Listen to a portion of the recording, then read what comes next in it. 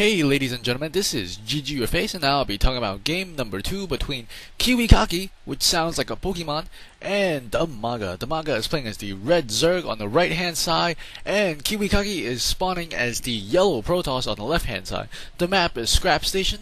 There are only 2 spawn locations on directly opposite ends of sort of a U shape or a V shape. There is one control tower over here and one control tower Zelnaga watchtower near the gold expansion, and there is one island floating off in between the 2 bases. And as both these players are beginning their builds, I would like to pose a question to my viewers. How many of you watch replays? And I would assume most of you watch replays, but how often do you watch it? What percentage of your StarCraft time is spent watching replays compared to how much time is spent playing the game itself? I find myself skewing more and more toward replays. I remember at the beginning of beta when I got in, I played a lot of games. I played like 250 games in, I don't remember, it was a week or 2 weeks. It was a lot of games in a very short amount of time. And now I realize I'm spending the majority of my time watching the replays. So how do you guys fare? How do you guys feel about watching replays and playing the game itself? What kind of balance do you strike in between the two? We do see a spawning pool as well as an extractor going up, and we do see a proxy, not a proxy pylon, but a pylon at the natural expansion, a little bit further from the natural expansion. Here's the natural expansion. There's destructible rocks over here, and he's putting down one gateway. Maybe he's thinking about putting down a forge relatively soon. This probe is going to prevent the early expansion from DIMAGA, and he's going to throw down a unit relatively soon, I think, a structure. I mean, ooh, this actually looks like a probe. Automaton 2000. I love those thingies. Those are great additions to the StarCraft game, and we do see a forge is being constructed, and DIMAGA has not yet scouted, and now he will see that there is a pylon here along with a gateway and a forge with this overlord, and he's making a couple of zerglings, and he's producing his first queen, I believe. And he does research metabolic boost, a very, very important upgrade for the Zerg players as they increase the rate at which the zerglings move, and that will allow them to kill a lot of poop. The forge has finished. He should be putting down a cannon, and he does put down a cannon. He might also be thinking of putting down a forge relatively soon, and we do see the probe for KiWiKaKi has gone down, and DIMAGA has taken out that probe. If we take a look at the unit loss, yes, he has killed it off. He has a 50 unit loss minerals. In any event, KiWiKaKi is mining off of 1 gas. DIMAGA is getting his 2nd gas, and he's going to be 1 basing it this far. In the first game, he was 1 base, and he tried a Baling Bus, and that wasn't very successful. And we do see that he's putting down a Roach Ward in this game, so it's not going to be the same thing as KiWiKaKi has successfully defended the Baling Bus in game number 1. I hope I didn't spoil that for anyone. I hope you guys are watching these games in order, and I'm sorry if I did spoil that for you. I will try to keep my mouth shut as much as possible. And this Zealot does get surrounded, and he will go down, so that's 2 units lost for KiWiKaKi. Ooh, he's actually putting down a Stargate. Not quite sure what he's doing at the moment. He's putting a lot of different buildings, not that many cannons up, and he's getting a Stargate right off the bat. Very interesting choice, and I don't think he's seen the Roach Warden for DIMAGA. No, he has no information what DIMAGA is doing. He's not even sure if DIMAGA has a 2nd base. And he himself grabbed the early defending position for the early expansion, but he has not yet expanded. Maybe he's thinking about expanding with the 400 minerals.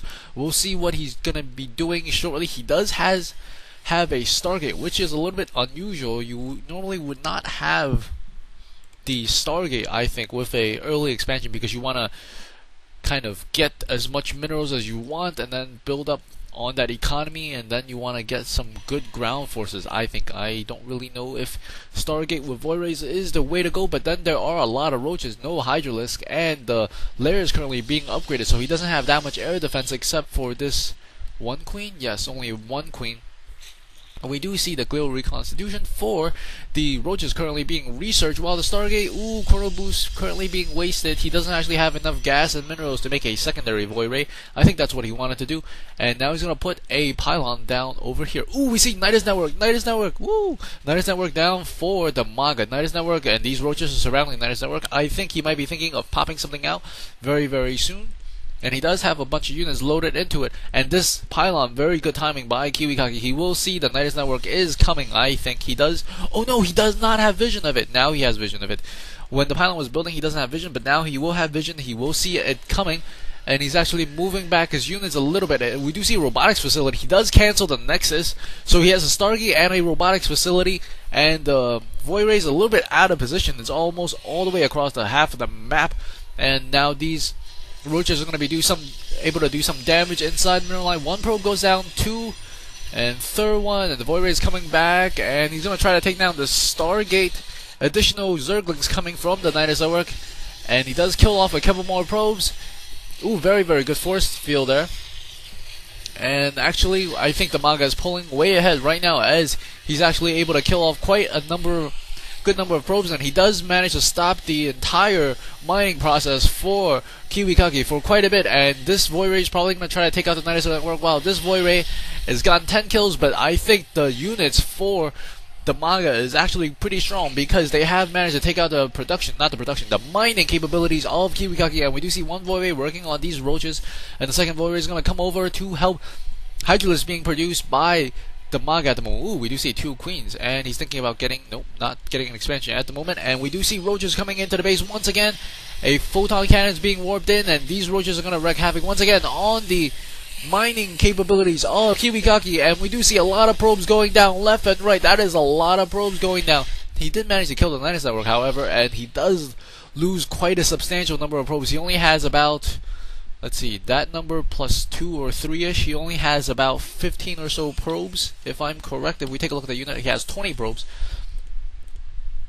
And one probe's here spotting the Nidus Network coming out. Once again, these Void Rays rushing, trying to get to the destination that they need to get to, and this Nidus Worm does finish, and out pops a bunch of Hydralisks with a bunch of queens. These queens will be able to heal the units if they need to, and KiWiKaKi is trying to micro these Void Rays and take out some of these Hydralisks, but that's not really the unit they want to fight against, the Hydralisks, because the Hydralisks will be able to take down those Void Rays relatively cheaply and inexpensively and quickly. And these Hydralisks are trying to take out that cybernetics core. I think they would be able to, but these Void Rays still trying to defend. And DIMAGA has strangely not opted to expand yet. I think he has. No, he doesn't have enough minerals. I was looking at the wrong individual. And KiWiKaKi's thinking about what to do, and he wants to engage, doesn't want to engage, and he's, I think, waiting for something to finish. I'm not quite sure what. And he put down 4 cannons in the front of his base. Not sure if that's the best move, because if the Zerg can contain him and destroy these buildings, he would be at a severe disadvantage. He has absolutely nothing in his base except for one Stargate, and these Hydras are coming in. The Void Rays are trying to take them down, almost taking down one completely. Ooh, and the Queen comes in and transfuses that one Hydralisk that was almost dead. And again, they want to engage, and these Hydralisks almost pick off one Void Ray that time. The one volley of shots, 2 more volley of shots would have taken down that Void Ray. And these units, these buildings are currently being idle. We do see additional roaches being produced by the DIMAGA, as he does have a lot of units. Oh man, I don't think the Protoss is in a very comfortable position, as he only has 1 Stargate and 1 robotics facility. He's also building a robotics bay, probably inside his base. Yes, he is. And if we take a look at these Void Rays are harassing the Queen, but a transfuse goes off, and they're trying to run out of the range of the Queen of the Void Rays, and these Hydralisks do come back to help out the base, and I think he might be able to pick off this one Void Ray, or will he be able to escape? Ooh, in the nick of time. Will he? Oh, he does make it out. Wow, that is incredible. Very, very low HP for KiWiKaKi, but he does manage to escape with all of his Void Rays intact, and now he's thinking about keeping up the harassment, because he knows he's at a disadvantage, and he knows his front gate, wow, that is a lot of cannon, is relatively guarded by the 6 or so cannon. Yeah, 6 cannons in the front, I think 1 cannon in the back. Void Rays coming around, and we do see Hydralisks here moving up, and they're thinking about attacking. They're going to see a wall of cannons that they might not want to engage, and he's going to engage actually. And no, he's going to disengage. That is way too many cannons. He doesn't actually have vision, and whoever gets vision of it will die relatively shortly. And this hatchery is currently being shot by the Void Rays, and it should go relatively quickly. Let's see if DIMAGA will cancel this. We do see one Colossus coming out with a thermal lance. I think he did cancel that. Or maybe he didn't. Not quite sure what happened there. And we do see these Void Rays are getting caught a little bit out of position. A lot of Hydralisks and a lot of roaches. And ooh, KiWiKaKi does not have a lot of units right now. He has one Colossus, and the Colossus is actually being built out of the base, and they have to run back into base, into safety, sort of, 2 void rays making the way around, ensuring that his opponent does not have a secondary base. It's 1 base versus 1 base at the moment, but there is a tremendous amount of troops for DIMAGA. DIMAGA is getting the Groove Spines upgrade for his Ultralist. That should help tremendously against these void rays, but then there are only 3 void rays, and he's focusing the production on the Colossus at the moment. If we take a look at both players' maps, DIMAGA does not actually see the robotics bay, and I don't think he's caught whiff of the Colossus just yet. And as these void rays are coming around to potentially take out this Nidus Worm, is he going to be able to do it? He's going to try and take it out. He does lose 1 void ray, but he does. Ooh, he loses 2 void rays. That is not a very, very good trade. He can just put up this Nidus Worm once again as soon as he has vision, and a Nidus Worm is going up once again, losing 2 void rays that time. Not a very, very good exchange over there. We do see 2 Colossus coming out with their thermal lance almost complete, I think. Yes, about 95% complete. And he's trying to divert his attention. And he's going to try with these Colossus, take some units down. That Colossus is not doing much, just walking back and forth. A little bit glitchy on this wall section over here. I guess it can't cross over. This Colossus is hightailing it out of there, running as fast as he can. If DIMAGA can take out this 1 robotics facility that is outside of the base, does he have vision? Yes, he does have vision of it. So if he takes this one out, he should be able to take the game, as there's only 1 Stargate inside, as he has rebuilt the cybernetic core inside. Ooh, and this void ray getting caught out of position by a bunch of Hydralisks. He's gonna be able to run. Is he? Yes, he does run away. Ooh, that is very, very tight. And DIMAGA, playing at his very, very prime right now, does manage to take almost complete control of the map, forcing the Protoss players to only play off 1 base, which is not a position you want to be in. And there's 2 Colossus only, I believe. Yes, 2 Colossus, 1 void ray, 42 probes versus 32 drones. But these probes are mining very hard, but not getting a lot of reward for their actions. And we do see a huge battle going on right now, and I don't think he wants to get close to the entrance. DIMAGA does not want to get to the entrance, and this observer will be able to help him take out some of these creep tumors. And 1 Hydralisk comes out very, very cost efficient to fight against the Colossus, just to see what kind of unit composition he has. And now DIMAGA's working on these rocks. If he will be able to get in here to the robotics facility, does he have vision of it? Yes, he does. He will be able to take it out and stop the Colossus from being built. This Colossus is 2 more Colossus on the way, and he's not actually using the chrono boost. He could be chrono boosting those Colossus, but I don't think it's going to matter much, as we do see Corruptors on the way for DIMAGA. The Corruptors are the perfect counter for the Colossus. And we do see another transfuse has gone off. DIMAGA with complete map control with the repeated Nidus Worms. It just won't go away. And these Colossus are going to try to do some damage. Those Corruptors, there are Corruptors somewhere. They're probably coming soon. And we do see another transfuse goes off, preventing any units from being lost at the moment. Some Zealots being worked in as well, some Stalkers. And we do see, Corruptors moving across the map. Another Colossus being produced. And this, that is not good positioning for the robotics bay. And these Colossus will spot the production facility. And are they going to stay there? No, they're going to engage the Colossus.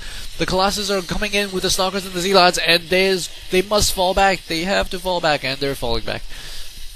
And this Colossus is going to go down, not fighting. Another Colossus joins in, but he really needs to get back into base or get more Stalkers, something to deal with these Corruptors. We do see additional Corruptors coming in, and these Corruptors hang out around the robotics facility, preventing additional Colossus from being produced, and those Stalkers do chase them away a little bit. And we do see that the Destructible Rocks has gone down, and now the Hydralisk will be able to help the Corruptors to guard this robotics facility. The Colossus was cancelled.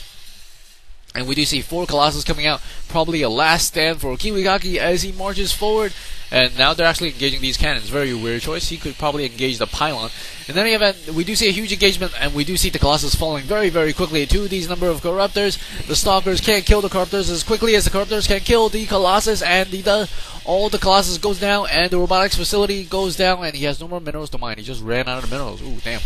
And now another transfuse goes off, keeping this queen alive. Even the focus fire cannot kill off this 1 queen. And now the queens are killing off the Stalkers. Additional Corruptors. There are no more Colossus. These Corruptors are just checking out what's going on. And as there are no more minerals, and these probes are actually a little bit out of position. But I don't think there's much that he can do. And KiWiKaKi does. GG. Phenomenal game 2. Hope you guys want to stay with me and go to game number 3. If you like what you see, please subscribe. And also leave me some comments, as I love reading comments. Bye.